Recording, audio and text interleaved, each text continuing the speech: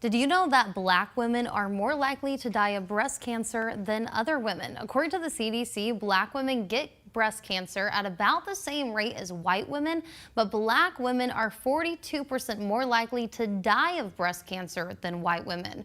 This could be because of a number of reasons, including healthcare and racial disparities. Checking your breasts at home can help reduce these numbers significantly.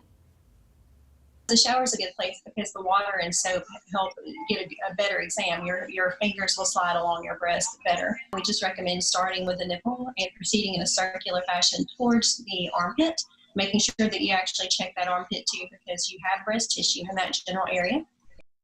Dr. Schadinger urges you to keep checking during the pandemic and don't delay seeking care if something feels off.